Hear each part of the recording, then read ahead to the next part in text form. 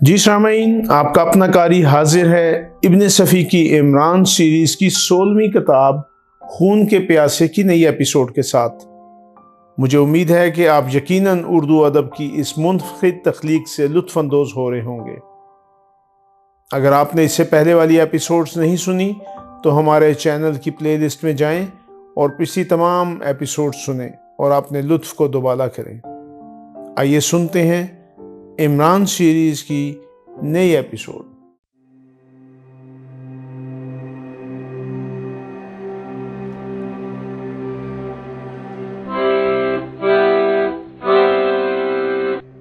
دوسرے دن عمران اپنے فلیٹ کے ایک کمرے میں کھڑا جھوم جھوم کر اکارڈین بجا رہا تھا اور محکمہ سراغر ثانی کا سپرڈنٹ فیاض اپنے کانوں میں انگلیاں دیے بیٹھا تھا۔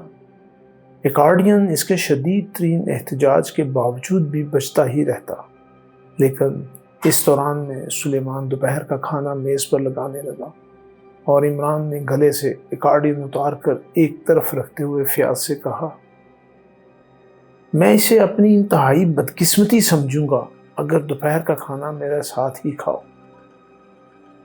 میں تمہیں بھی کھا جاؤں گا عمران۔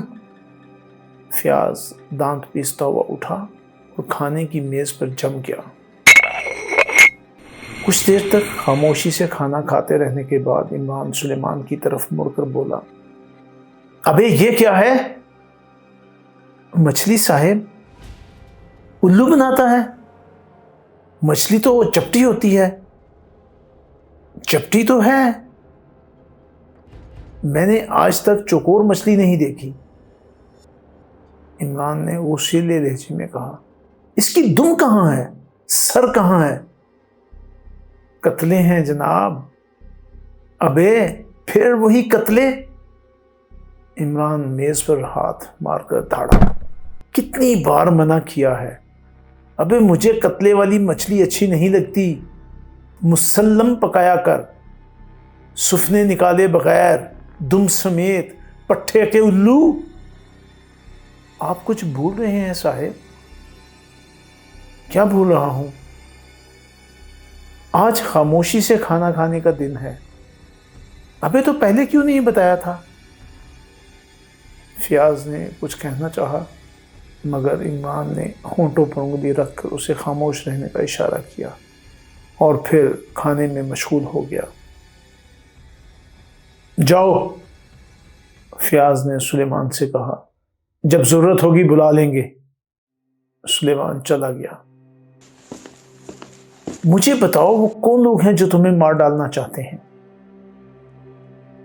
عمران کچھ نہ بولا، سر جھکائے کھانے کھانے میں مشغول رہا۔ فیاض کے چہرے پر جھلاہٹ کے آثار نمایاں ہوئے اور پھر غائب ہو گئے۔ وہ بہت دیر سے اس مسئلے پر گفتگو کرنے کی کوشش کر رہا تھا، لیکن عمران نہ جانے کیوں ہر بار کوئی نہ کوئی ایسی حرکت کر بیٹھتا جس سے گفتگو آگے نہ بڑھ سکتی۔ کھانے کے اختتام پر فیاض نے بڑے صبر و سکون کے ساتھ سگریٹ سلگایا اور آہستہ سے بولا، مجھے سر سلطان نے بھیجا ہے۔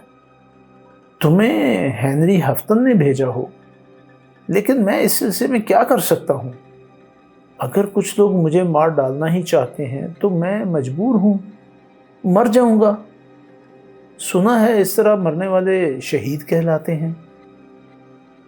میری طرف سے تم جہنم میں جاؤ، فیاض نے جھلا کر کہا، مگر موجودہ حالات کی بنا پر میرے سٹاف کے تقریباً 20 آدمی ہر وقت بیکار رہتے۔ بیکار کیوں رہتے ہیں؟ انہیں تمہاری نگرانی کرنی پڑتی ہے۔ کیوں کرنی پڑتی ہے؟ کیا مجھے خفیہ طور پر گورنر جنرل بنا دیا گیا ہے؟ مسٹر سلطان کا آرڈر ہے۔ مجھے بتاؤ وہ کون ہیں؟ محکمہ خارجہ کے سیکرٹری۔ عمران نے بڑی سادگی سے جواب دیا، میں ان آدمیوں کے متعلق پوچھ رہا ہوں جنہوں نے تم پر حملہ کیا تھا۔ فیاض دانت پیس کر بولا، اگر میں ان سے واقف ہوتا تو ان کا تعارف تمہارے سسرال والوں سے کرا دیتا اور پھر انہیں بے موت مرنا پڑتا۔ تم نہیں جانتے کہ وہ کون ہیں، میں نہیں جانتا کہ وہ کون ہیں، کہو تو اس جملے کو ریکارڈ کرا کے تمہارے محکمے کو بجوا دوں؟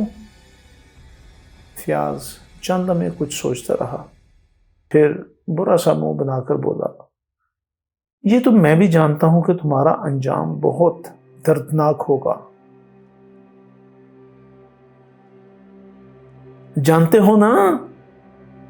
عمران چہک کر بولا، کبھی کبھی میرے مزار پر قوالی کروا دیا کرنا، میں دوسری دنیا میں بہت بے چینی سے تمہارا انتظار کروں گا۔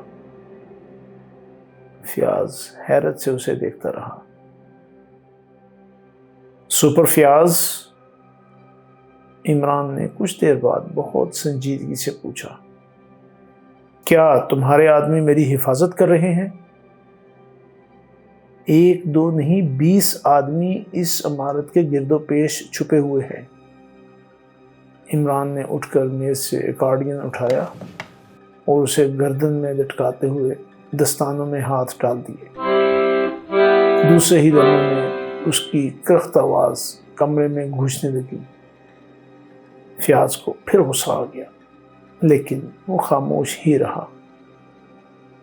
عمران نے بائیں جانب والی کھڑکی کھولی اور اس کے سامنے کھڑا ہو کر ایکارڈین بجاتا رہا۔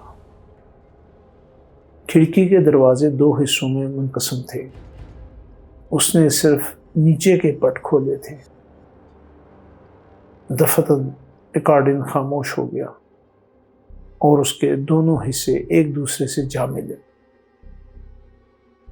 عمران کھڑکی بند کر کے فیاض کی طرف مڑا اور ایکارڈین کی دھونکنی چلانے لگا، لیکن اس بار آواز نہیں نکلی کیونکہ اب دھونکنی میں ایک گول سا سوراخ بھی نظر آ رہا تھا۔ فیاض نے اس کی طرف دھیان نہیں دیا۔ کیوں سپر فیاض، تمہارے آدمی کہاں ہیں؟ اس نے برا سا منہ بنا کر پوچھا۔ تم انہیں نہیں پہچان سکتے، فیاض بیزاری سے بولا۔ خیر، لیکن اس کے باوجود بھی میرے ایکارڈین کی دھونکنی میں سوراخ ہو گیا ہے۔ کیا مطلب؟ فیاض یک بجک چونک پڑا۔ سوراخ میری جان، عمران نے ایکارڈین کو گردن سے اتارتے ہوئے کہا اور پھر اسے ہلاتے ہوئے بولا، سوراخ کرنے والی دھونکنی کے اندر موجود ہے۔ اگر تمہیں یہ سوراخ پسند ہے تو میں ایسا ہی دوسرا سوراخ تمہارے پیٹ میں کرا سکتا ہوں، بشرطے کہ تم میرے کپڑے پہن کر اس کھڑکی کے نچلے پٹ کھولنے کی کوشش کرو۔ تم محفوظ ہو؟ کیپٹن فیاض متحرانہ انداز میں چیخا۔ کسی کامچور گدھے کی طرح، عمران نے جواب دیا۔ یہ کیسے ممکن ہے؟ تم جھوٹے ہو۔ ٹھہرو، عمران نے مسکرا کر کہا اور ایکارڈین کی دھونکنی پھاڑ ڈالی اور اس میں سے شیشے کی ایک گولی نکال کر فیاض کی طرف بڑھاتا ہوا بولا، یہ آسمان سے نہیں ٹپکی، لیکن میں نے فائر کی آواز نہیں سنی۔ سائلنسر لگی ہوئی رائفلیں شرلاک ہومز کے زمانے میں عام نہیں تھیں، لیکن آج کل خیر، سپر فیاض اب قوالی کا انتظام کرو۔ مگر تم بچ کیسے گئے؟ گھٹیا قسم کے بلٹ پروف شرلاک ہومز کے زمانے میں بھی پائے جاتے تھے، تو تم نے بلٹ پروف پہن رکھے ہیں؟ ہاں سپر، میں اپنی ہونے والی بیوہ کو بیوی نہیں کرنا چاہتا۔ بیوہ کو بیوی؟ گولی کدھر سے آئی تھی؟ سامنے والی عمارت کی دوسری منزل سے۔ میں دیکھتا ہوں، فیاض اٹھتا ہوا بولا۔ ضرور دیکھو، اینک بھی لیتے جاؤ، ممکن ہے ضرورت پیش آئے۔ فیاض عمران کو گھورتا ہوا کمرے سے نکل گیا۔ جب اس کے قدموں کی آوازیں آنی بند ہو گئیں تو عمران نے میز کی دراز کھول کر ایک چھوٹا سا ٹرانسمیٹر نکالا اور اسے منہ کے قریب لے جاتا ہوا بولا، خبر، ایک موٹر رکشہ عمارت کی پشت پر بھیجو، عمران وہاں سے جانا چاہتا ہے۔ اس بار اس نے ٹرانسمیٹر کوٹ کی جیب میں ڈال دیا۔ پھر دوسرے کمرے میں آ کر جلدی جلدی ایک بوڑھے آدمی کا میک اپ کیا، کپڑے تبدیل کیے اور ایک سوٹ کیس اٹھا کر سلیمان کو کچھ ہدایات دیتا ہوا پچھلی راہداری میں آ گیا۔ عمارت کے دوسری جانب بھی جینے تھے، لیکن استعمال میں بہت کم رہتے تھے، کیونکہ دوسری جانب ایک پتلی سی گلی تھی جس میں عموماً گندگی اور غلاظت کے ڈھیر نظر آیا کرتے تھے۔ جیسے ہی وہ گلی میں پہنچا، ایک موٹر رکشہ سامنے سے آتا ہوا نظر پڑا۔ عمران نے ہاتھ اٹھا کر اسے رکوا لیا۔ آپ ہی کے لیے کہا گیا ہے جناب؟ رکشے والے نے پوچھا۔ ہاں، عمران بیٹھتا ہوا بولا۔ گرینڈ ہوٹل چلو۔ رکشہ گلی سے نکل کر سڑک پر فراٹے بھرنے لگا۔ عمران نے کیپٹن فیاض کو دیکھا جو دوسری عمارت کے سامنے کھڑا اوپری منزل کی طرف دیکھ رہا تھا۔ گرینڈ ہوٹل میں عمران کو کمرہ مل گیا، شاید اس کے متعلق بھی پہلے ہی سے طے کر لیا گیا تھا، مگر عمران زیادہ دیر تک چین سے نہ بیٹھ سکا، کیونکہ جیب میں پڑے ہوئے ٹرانسمیٹر نے پے در پہ 2-3 اشارے ریسیو کیے اور عمران نے اسے جیب سے نکال دیا۔ اس میں سے بہت ہی مدھم سی آواز آ رہی تھی۔ X2 please. Julia speaking. Hello. Imran نے ٹرانسمیٹر کو منہ کے قریب کر کے کہا۔ X2 تنویر کے گھر کو آگ لگا دی گئی جناب۔ تنویر کہاں ہے؟ دوسری جگہ، اور وہ لوگ وہاں بند کر دیے گئے ہیں۔ انہوں نے اعتراف کر لیا ہے کہ وہ شراب کے نشے میں ایک مکان میں جا گھسے تھے۔ ایک غیر ملکی سفارت خانہ ان میں دلچسپی لے رہا ہے۔ مجھے علم ہے، میں جانتا ہوں کہ وہ کہاں کا سفارت خانہ ہو سکتا ہے۔ اب کیا حکم ہے جناب؟ فی الحال کچھ نہیں، مگر ہوشیار رہو، وہ لوگ انتہائی خطرناک ہیں، اپنی حفاظت بھی ضروری ہے۔ آپ کی موجودگی میں ہم ہراساں نہیں ہو سکتے۔ دیکھیے، میں دور سے کتنی اچھی طرح آپ سے گفتگو کر سکتی ہوں۔ اوہ میرے خدا، پچھلی رات میرے حلق سے آواز ہی نہیں نکل رہی تھی۔ اس پر بھی یہ عالم ہے کہ مجھے دیکھ لینے کی خواہش رکھتی ہو۔ اگر صورت دیکھ لیتی تو دم ہی نکل جاتا۔ سب کی یہی حالت تھی جناب۔ تم سب نالائق ہو، اوور اینڈ آل۔ عمران نے گفتگو ختم کر کے ٹرانسمیٹر جیب میں ڈال دیا۔ تھوڑی دیر بعد وہ بوڑھے ہی کے میک اپ میں باہر جا رہا تھا۔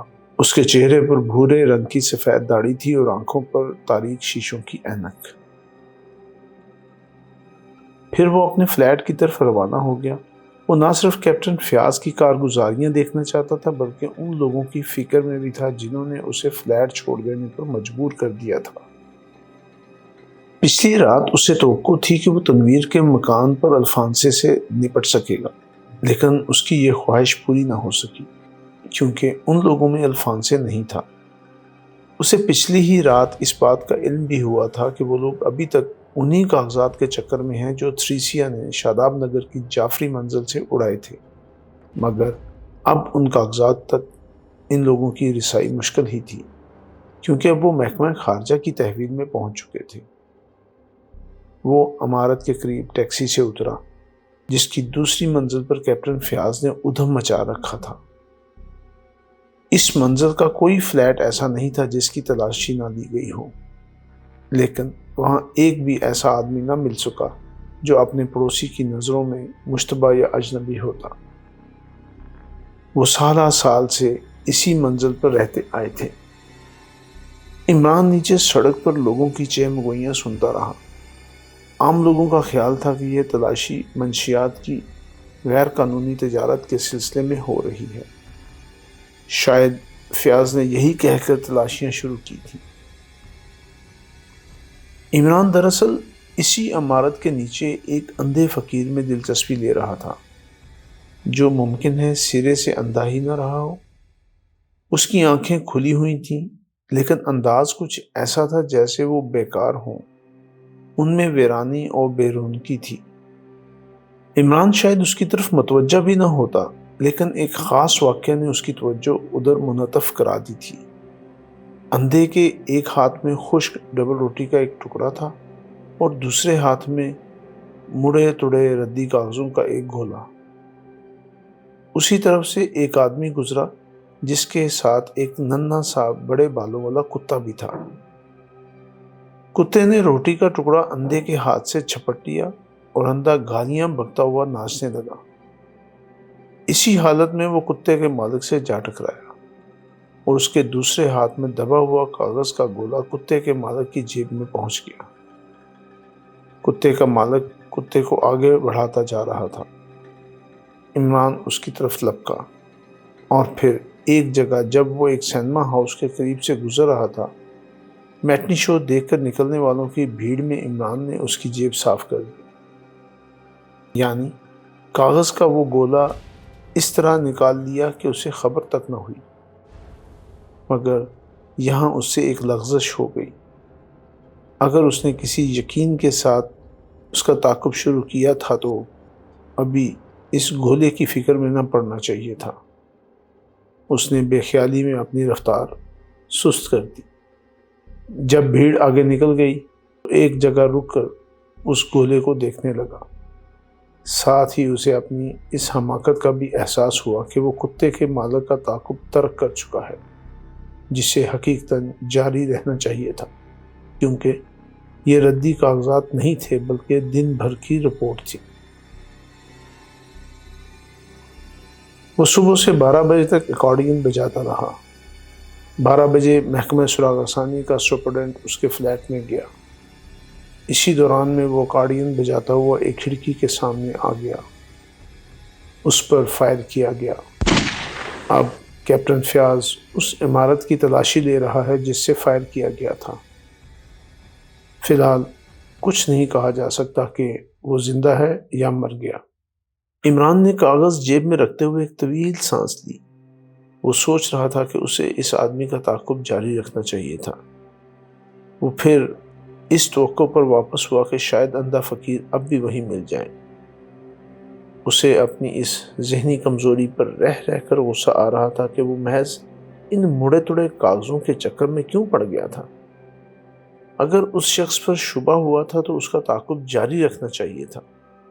اس طرح ممکن تھا کہ وہ ان کے ٹھکانے ہی سے واقف ہو جاتا اور یہ ایک بہت بڑی بات ہوتی۔ تقریباً 15 منٹ بعد عمران پھر وہیں جا پہنچا جہاں سے کچھ دیر پہلے اس آدمی کے تعاقب میں روانہ ہوا تھا، مگر اب وہ اندھا فقیر کہیں نہ دکھائی دیا۔ فیاض نے اتنی دیر میں ساری عمارت چھان ماری تھی اور اب نیچے فٹ پاتھ پر کھڑا لوگوں سے پوچھ گچھ کر رہا تھا۔ اتنے میں اس کی نظر عمران پر پڑی۔ ظاہر ہے کہ عمران ایک توانا اور تندرست نوجوان تھا۔ فیاض کو اس کے چہرے پر بھوری داڑھی کچھ غیر فطری سی معلوم ہوئی، اور پھر تاریک شیشوں کی اینک۔ اندھیرا پھیلنے لگا تھا اور قرب و جوار کی دکانیں جگمگا اٹھی تھیں، لہٰذا تاریک شیشوں کی اینک نے خاص طور پر اسے اپنی طرف متوجہ کر لیا۔ داڑھی کو تو وہ نظر انداز کر سکتا تھا کیونکہ بتیرے بوڑھے بڑی اچھی صحت رکھتے ہیں۔ عمران نے محسوس کر لیا کہ فیاض اسے بار بار دیکھ رہا ہے، لہٰذا اس کی رگ شرارت پھڑکنے لگی۔ اس نے سوچا کچھ دیر تفریحی سہی۔ اس نے اپنا رخ اس عمارت کی طرف کر لیا جس میں اس کا فلیٹ تھا۔ بس پھر تھوڑی ہی دیر بعد فیاض اس کے سر پر سوار تھا۔ کیا آپ اسی عمارت میں رہتے ہیں؟ فیاض نے اس سے پوچھا۔ عمران چونک کر اس کی طرف مڑا اور اسے نیچے سے اوپر تک دیکھتا ہوا درست لہجے میں پوچھا، کیوں؟ عمران کئی طرح کی آوازوں پر قادر تھا۔ کم از کم فیاض کے بس کا روک تو نہیں تھا کہ وہ اسے اس کی آواز سے پہچان سکتے۔ ویسے اسے اس کا درست لہجہ بہت گراں گزرا اور اس نے اپنے ایک ماتحت کی طرف مڑ کر کہا، انہیں چیک کرو۔ کیوں جناب، آپ اسی عمارت میں رہتے ہیں؟ ماتحت نے آگے بڑھ کر پوچھا۔ فیاض دوسری طرف متوجہ ہو گیا۔ کیوں؟ عمران کے تیور میں کوئی فرق نہیں واقع ہوا تھا۔ میں آپ سے سوال کر رہا ہوں۔ کیا میں کسی دیوار سے سوال کر رہا ہوں؟ عمران نے پھاڑ کھانے والے لہجے میں پوچھا۔ فیاض قریب ہی تھا اور سب کچھ سن رہا تھا۔ وہ بڑے غصیلے انداز میں عمران کی طرف مڑا۔ اس نے ماتحت سے کہا، انہیں بتاؤ، ان کے اہل و عیال کی خیریت نہیں پوچھی جا رہی، بلکہ یہ پولیس انکوائری ہے۔ عمران نے اس کے ماتحت سے کہا، آپ انہیں بتا دیجئے، میں بھی ایک ریٹائرڈ پولیس آفیسر ہوں، لیکن میں نے ایسی بچگانہ پولیس انکوائری آج تک نہیں دیکھی۔ فیاض کی آنکھیں سرخ ہو گئیں اور اس نے ہاتھ ہلا کر کہا، گاڑی میں بٹھاؤ اسے۔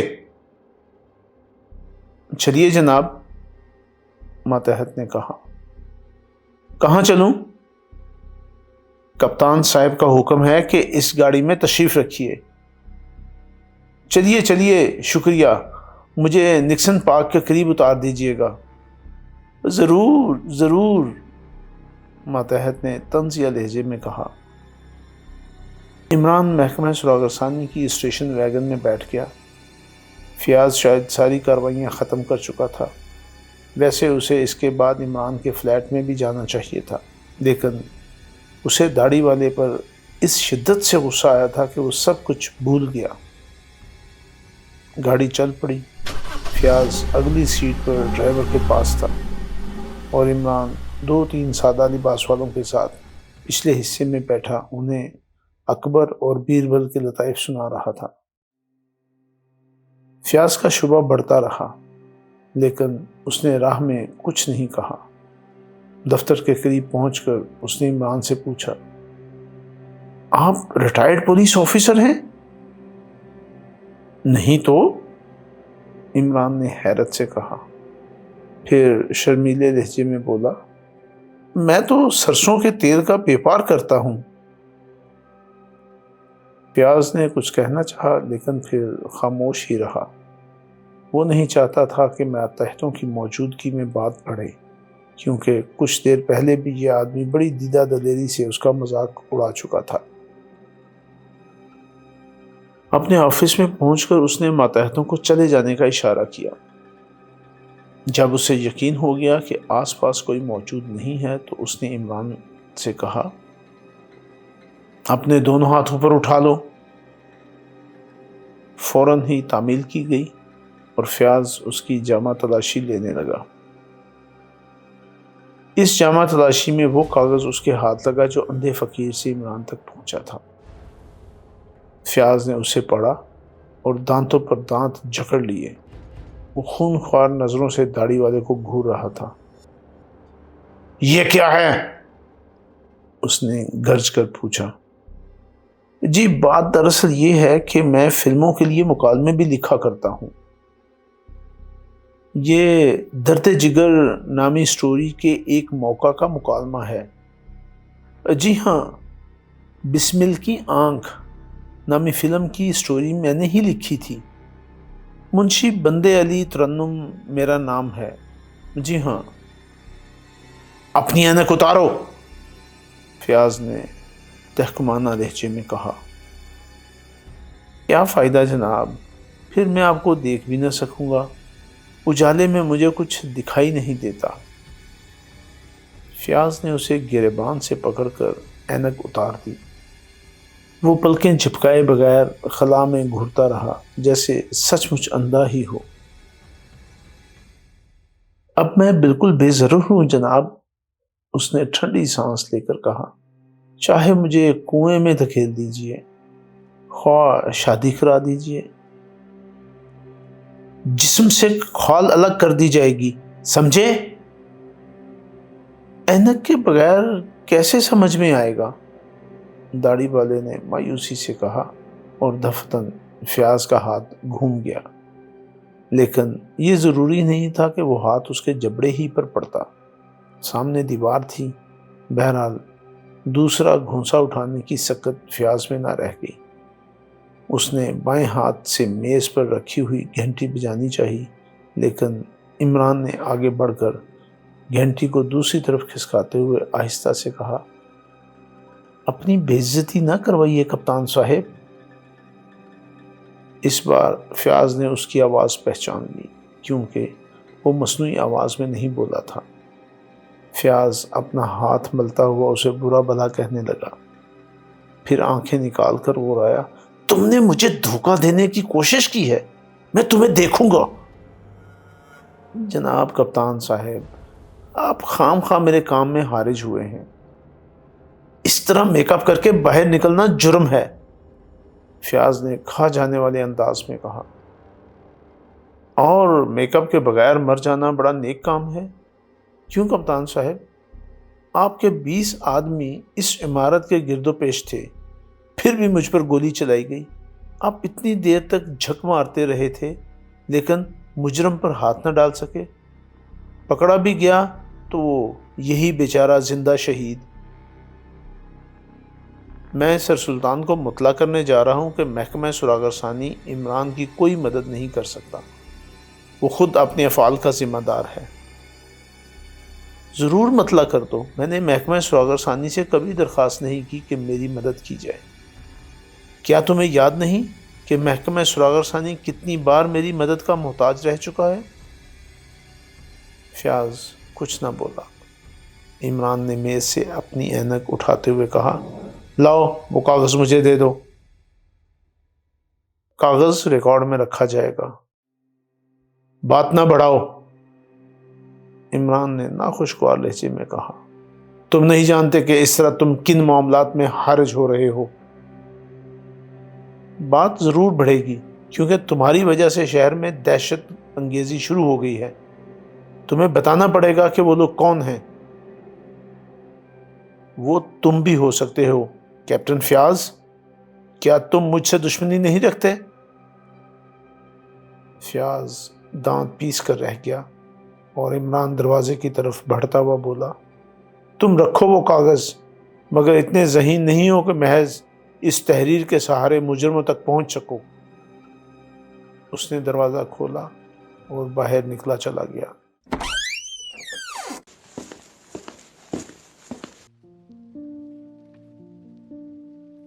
جی سامعین، آپ نے عمران سیریز کی نئی ایپیسوڈ سنی۔